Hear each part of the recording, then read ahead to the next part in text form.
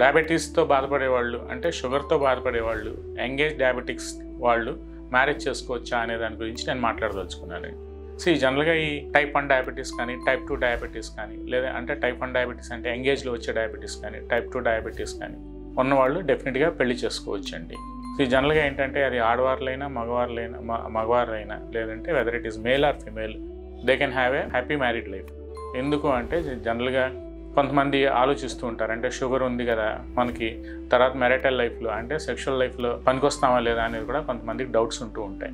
ఇదంతా ఇప్పుడు అంటే జనరల్గా డయాబెటీస్ వచ్చిన తర్వాత అంటే over the period of time ఇప్పుడు ఈ రోజుల్లో మనకి డయాబెటీస్ అనేది చాలా ర్యాంపెంట్ అయిపోయింది. ఎందుకు ర్యాంపెంట్ అయిపోయింది అంటే మన ఫిజికల్ వర్క్ లేకపోవటం వల్ల, మనకి ఫిజికల్ స్ట్రెస్ అండ్ స్ట్రెయిన్ లేకపోవటం వల్ల, అవర్స్ టుగెదర్ సిట్టింగ్ పోస్చర్స్లో కానీ మన ఫుడ్ హ్యాబిట్స్ వల్ల కానీ లేదంటే మనకుండే psychological emotional imbalances psychological stress వల్ల కానీ డయాబెటీస్ అనేది మన ఇండియాలో ఎస్పెషలీ మన ఈ సౌత్ ఇండియాలో మన ఆంధ్ర జోన్లో మనం తినే ఫుడ్ హ్యాబిట్స్ వల్ల కూడా అందరిలో ఆల్మోస్ట్ ఒక 100 మందిలో తీసుకుంటే ఒక 70 to 80% ఈ డయాబెటీస్ అనేది చాలా కామన్ ప్రాబ్లమ్గా ఈరోజు మనకి కనిపిస్తుందండి.